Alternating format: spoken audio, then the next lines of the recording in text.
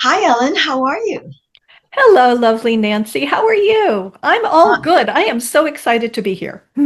Oh, I am so happy to have you as, the author of Feeding the Hungry Ghost, Life, Faith, and What to Eat for Dinner, which was named Veg News Book of the Year. And also you have an ebook, Beans and a Handful of Magic, and the Miami flavored cookbook, Miami Vegan. That is awesome. So I kind of gave away, but tell us where you're situated. The reason I call my new book Miami Vegan is because that is very much where I'm based, and I've been a vegan for a very long time. And so when I was thinking, people were saying, you need a new book and you need a book. Well, these are two things I know very well, Miami and vegan. And also, I sort of feel like I want to run around with a spoon and give people a taste of the tropics. So until I can do that, that's what my book does. Okay. So tell us your journey into veganism before we go on. Okay. I stopped eating meat when I was 12 because I love cows. I don't even know if you can see behind me, but my friend painted me a red cow, and he says it's almond milk in there. Um, and I have cows all around my house, little cow figurines, because I love them. And I loved them when I was a kid. And I made the connection very early on between animals and what my family ate. And I decided at 12 that I could not do that. It's also, when you're a kid, a great way to yank your parents' chain a little. So that was fun. And I think they thought it was going to be just like a stubborn kid phase, but I stuck with it. And my family said, okay, if you're going to do this, you got to figure it out. You got to figure out what you're going to eat. So that's how I learned to cook. And as I grew up and learned more about the food system, dairy and eggs and all that had to go too. And I've been vegan for half my life now, and I love it. Woohoo to you. Thank you. Thank you. I mean, it's so great when at 12 years old, you make a stand for your ethical reasons. And, at such a young age to kind of see what's out there and say, hey, I don't care what the majority is doing. It's wrong. This is what I'm going to do, you know? Well, thank you. I was thinking about that this morning, and I think that the older we get, the harder it is, that harder it can be to change because you get, this full fire hose blast of info saying, don't change, no, eat the way you always ate. So starting young, maybe I wasn't planning on making it a good thing, but I'm glad it worked out that way. Me too. Now, you call yourself the Soulful Vegan. So, what does eating soulfully mean to you, and how did that philosophy take shape in your life? Um, there are a lot of people who want to like transition overnight to veganism, and that is great. But I think you might have also found it's hard for people to stick to. And I think veganism comes from what you eat, but also from the inside out. And it does nurture the soul. So I want to kind of bring that to the fore, that it's not only fun and good for you, it is good for all of us. It's good for every bit of us. Right. And in Feeding the Hungry Ghost, you explored the emotional and spiritual side of food. What do you think most people are truly hungry for today?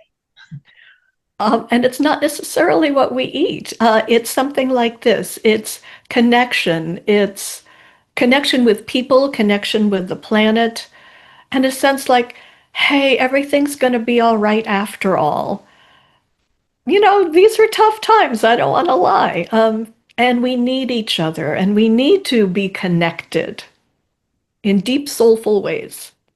Yes. And I also believe because, spiritually, consuming another being is just not very spiritual. It kind of defeats the purpose of saying, oh, I'm so spiritual, or oh, I'm in so much harmony with the earth. But if you're eating animal flesh, think Yeah, again. it's hard to keep nourishing yourself on something that's okay. I'm not sure how I'm going to end this sentence, but yeah, compassion starts with your fork. Yes, something that's so filled with violence, anxiety, fear that you're ingesting, and it has to take a toll because, as we know, uh, human animals and stress is a problem.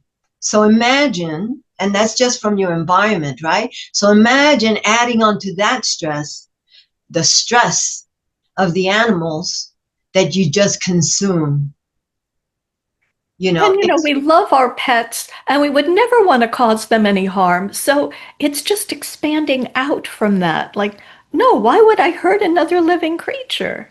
Especially when you can get such wonderful food that's good for you, that's good for the earth, that leaves the animals in peace to do their wonderful animal things.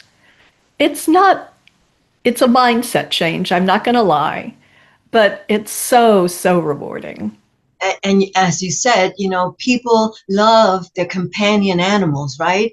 And and they feel for them. They know that they experience joy, fear, all of those things, and yet they neglect to transfer that into all the living beings, the creatures, the cows, the pigs, the chickens. They all have those same emotions that your companion animals, the cat or the dog, have, and they just kind of disconnected about that. Yes, we have work to do, girl. So your writing blends food, culture, and personal reflection very beautifully. Now, how do your stories influence the way you cook and the way you encourage others to eat? Well, as I said, I want to run around feeding people. Uh, and I also think narrative is very important, that we're hungry for story, just like we were when we were kids. It's a way of making sense of the world in maybe a gentler way than getting that screed of the news every day, which can be a very harsh way to learn about things. Stories connect us, food connects us. And I had been a columnist, and I still am for many different outlets, but I often found the most intriguing part of a story for me had to be left out because, they're very teeny tiny columns. There's only so many column inches. So the stuff I found the most intriguing, how food connects us, how chefs come up with recipes, the food we grow. That had to be left out of the column, but it became the book. That became Feeding the Hungry Ghost, feeding us in all kinds of ways. I love that because it does. It feeds us. I mean, what we eat is then, um, how do you call it, translated into the body, either health or disease. So the better we eat, vegan, whole food, plant-based diet, the healthier we are. But not only, does it deter from heart disease and strokes and all of that, but it also helps our mind, and it helps our emotion. It And does. so it helps us, as I said before, spiritually. So really, when you eat a whole food plant-based diet, then you're feeding all parts of your body. So you're being very holistic in the way you're treating your body. The That's my title story. the title of the book came, I used to live in Tokyo when my husband and I were first married. And the first summer there, I saw people going to their local temple, and it was just a mist of incense, and they were praying, and they were also bringing bowls of food, and they were leaving them there. Bowls of oranges, bowls of rice. And I asked my downstairs neighbor, because here I was, this big clunky American, I was learning I was learning the culture. And I said, "Can you explain to me what is happening?" And she says, "Oh, Hungry Ghost festivals." I said, "What's that?" And they happen, I learned, all over Asia. Hungry ghosts are people who are, we see them every day, so clutchy and needy and frantic that they're that way even after they die.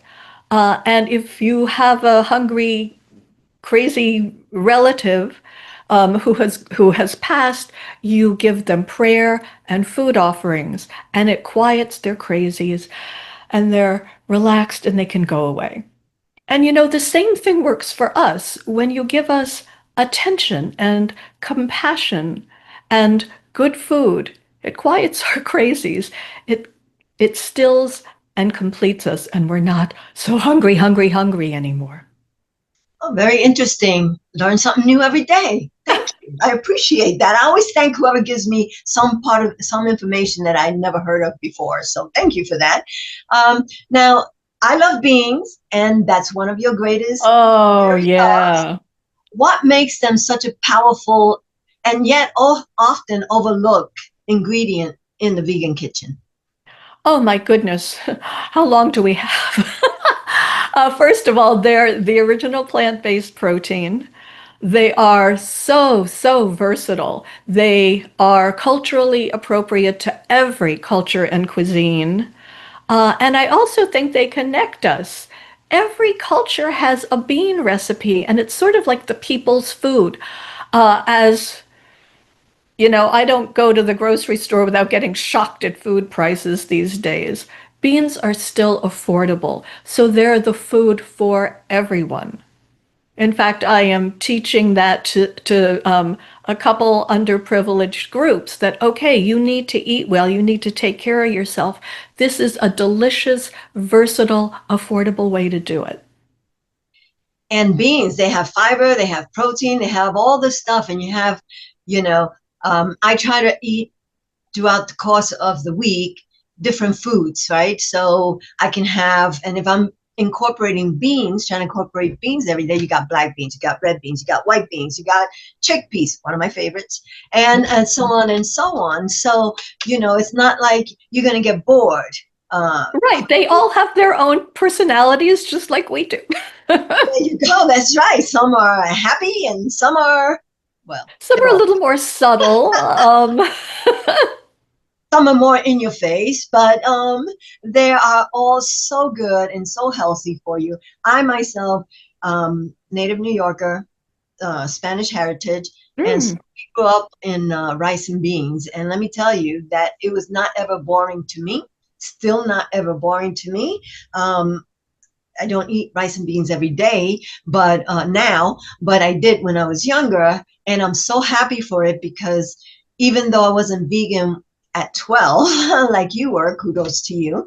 Um, it means that in my family, we always had salad for dinner. We always had rice and beans. So at least, I can say that at least we did that part, and I was not ever really a big flesh eater to begin with.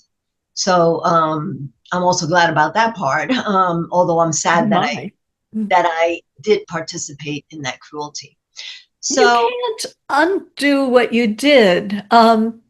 You can only go forward, with an enlightened soul and an open heart. And I know you have that. thank you.